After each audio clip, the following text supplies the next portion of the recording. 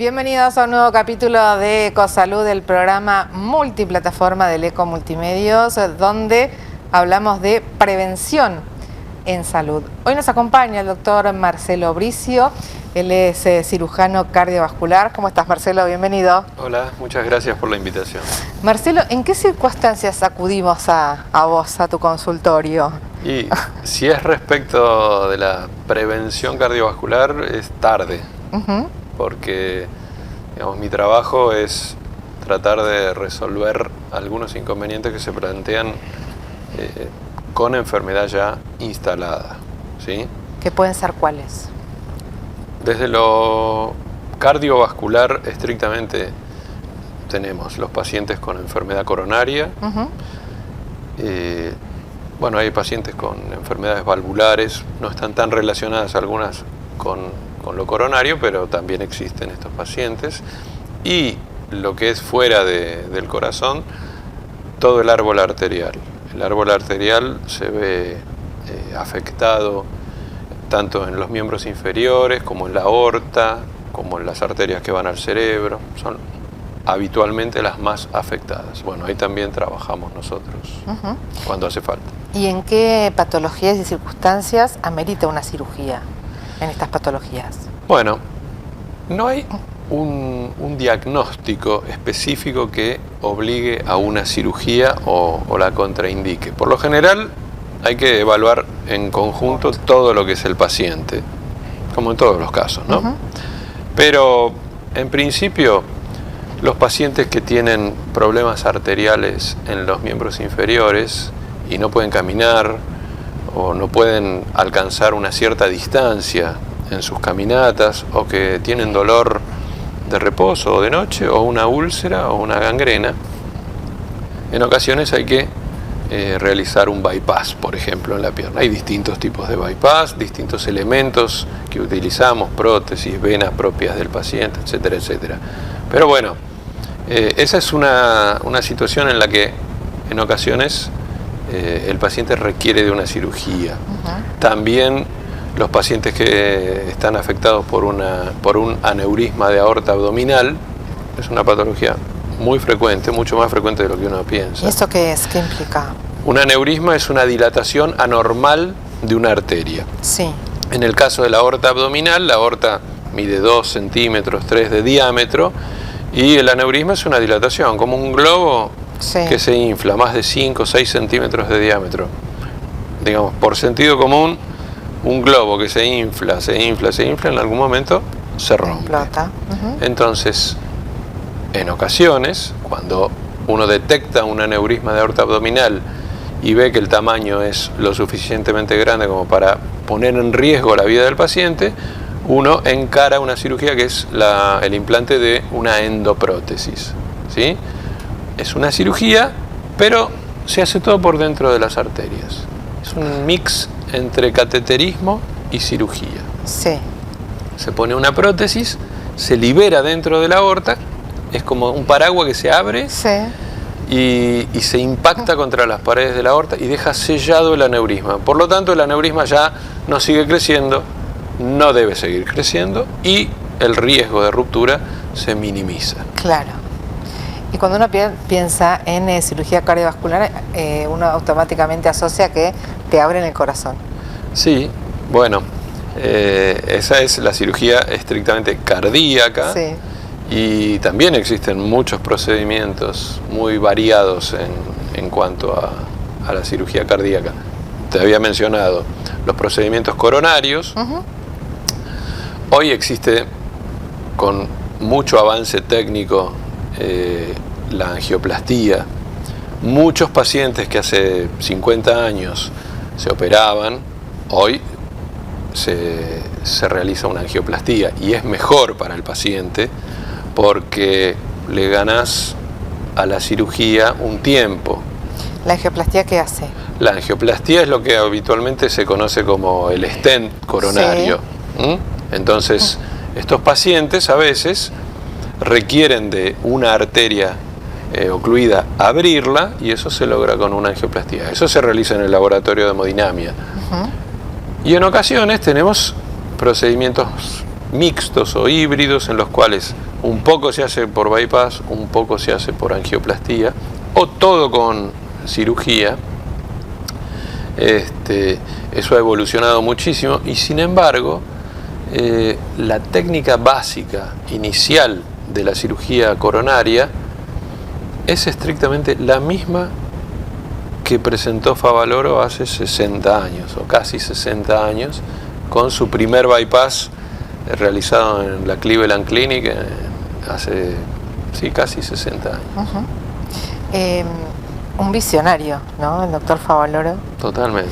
Y cómo eso quedó y se conoció en el mundo. O sea, bueno, es absolutamente reconocido, no es de esos héroes que tenemos propios y son desconocidos. Te voy a decir que la Argentina tiene muchísimos de esos héroes. Las endoprótesis que yo te mencionaba de la aorta también las inventó un argentino, el doctor Parodi, trabaja acá en la Argentina. Los stent periféricos fueron inventados por un doctor que se llama Palmás, son los stent de Palmás, también argentino. Favaloro con el bypass coronario, el doctor Liotta con los corazones artificiales, todos argentinos, todos visionarios y todos reconocidos en el mundo. Marcelo, ¿y cómo es la preparación de un paciente? Porque me imagino, ¿no? Cuando a un paciente le dicen que tiene que someterse a una cirugía cardiovascular, te da así como un poco de miedo por desconocimiento, qué me va a pasar, qué me van a hacer.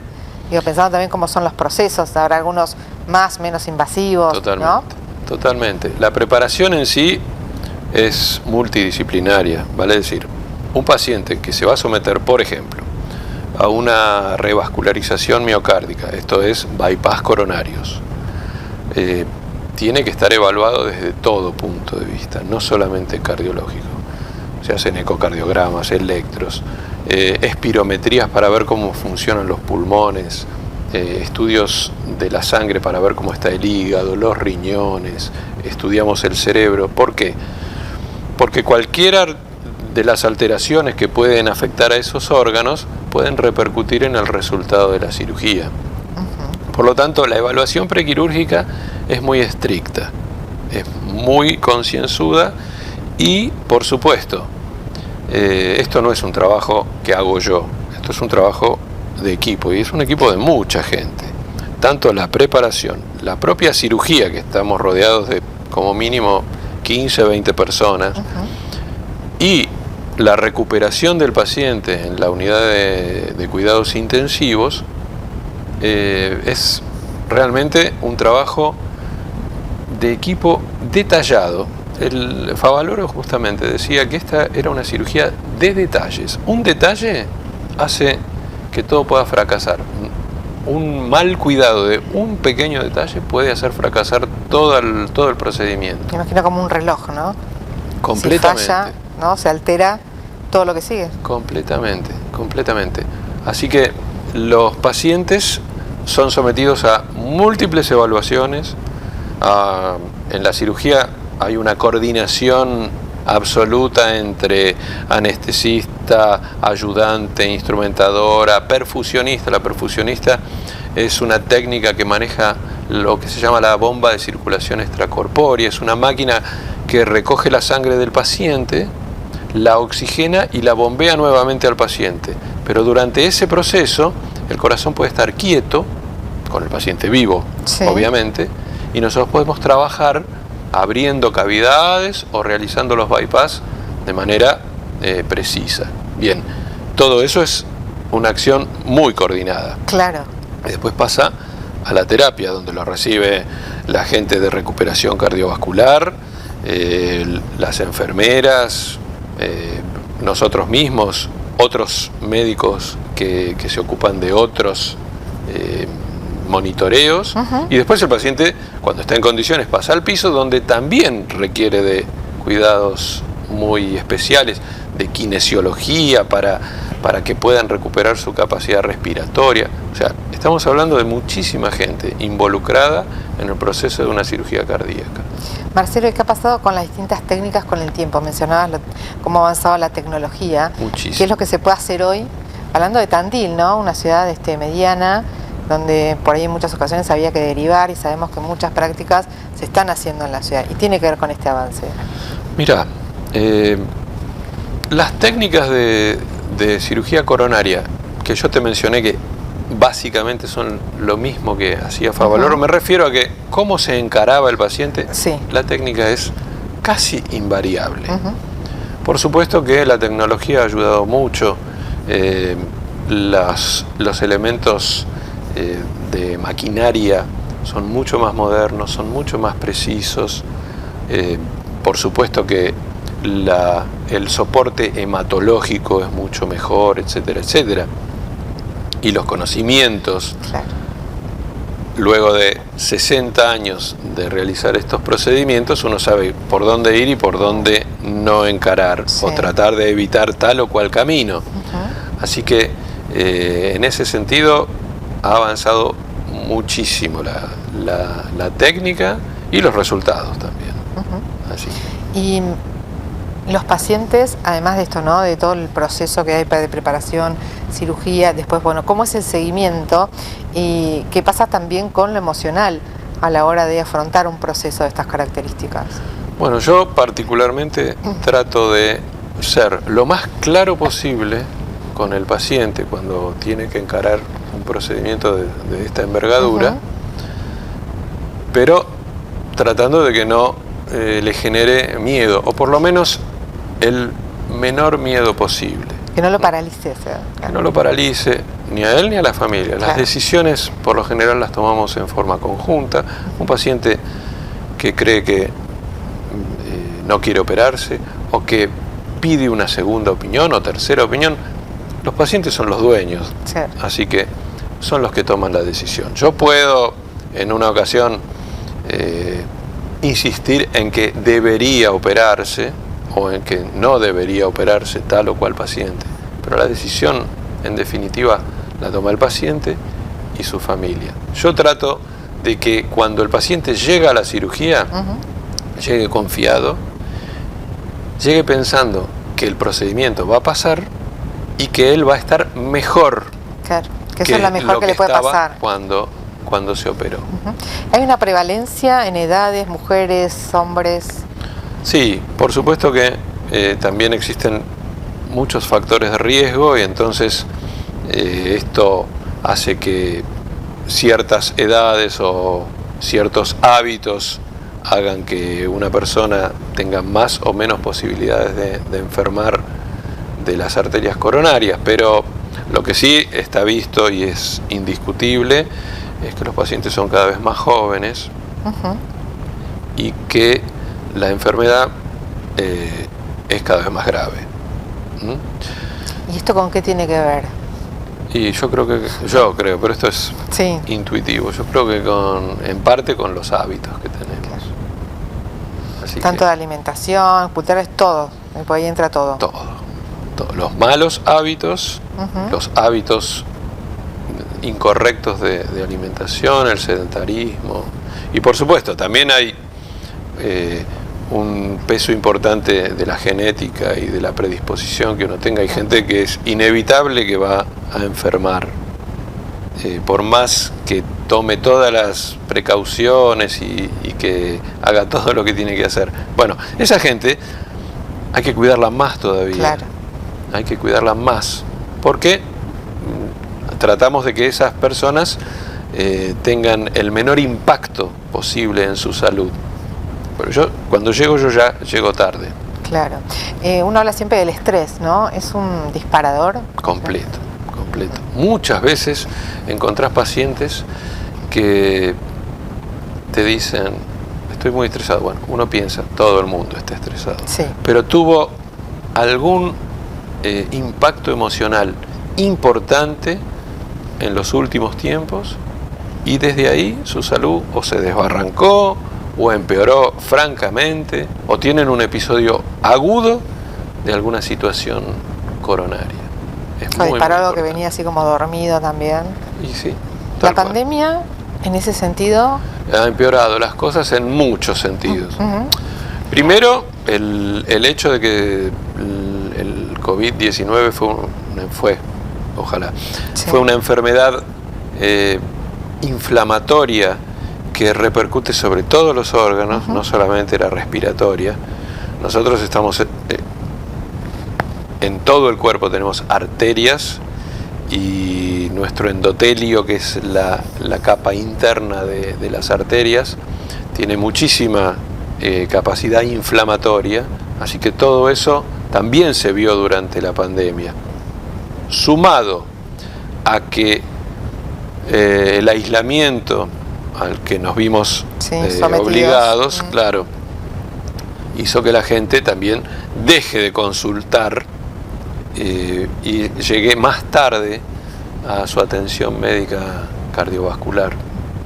Hemos visto pacientes mucho más enfermos post pandemia, claro, que lo que veíamos antes. Marcelo, ¿y después qué pasa con el paciente, ¿no? Una vez que es sometido a alguno de estos procedimientos, uno piensa que por ahí se tiene que quedar quieto, que no puede hacer nada. ¿Cómo es esa recuperación? ¿Puede hacer ejercicio? ¿Cómo vuelve a su vida? Nosotros creemos que es todo lo contrario.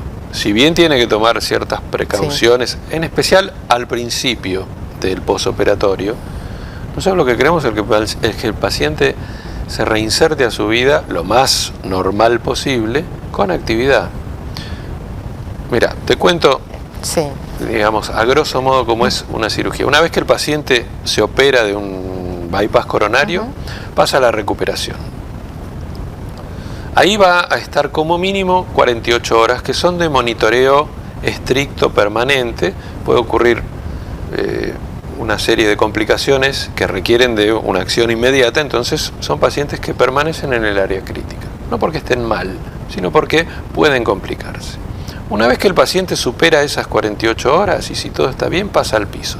Pero ya fue visitado por la kinesióloga, que lo ayuda a hacer ejercicios respiratorios, claro, que lo sienta al borde de la cama. A veces vos operaste un paciente el martes y el miércoles lo encontrás sentado a la mañana tomando la leche. Después, cuando pasa al piso, ahí sí empieza su recuperación con caminatas en los pasillos, es acompañado de su familia, tratamos de que estén sentados y no acostados. Y una vez que el paciente se va a su casa, les pedimos que caminen, que se levanten, que no estén acostados. Por supuesto, con ciertos recaudos. Nosotros, para alcanzar el corazón, abrimos un hueso que está acá en el pecho, que es el esternón, y después lo cosemos, lo suturamos.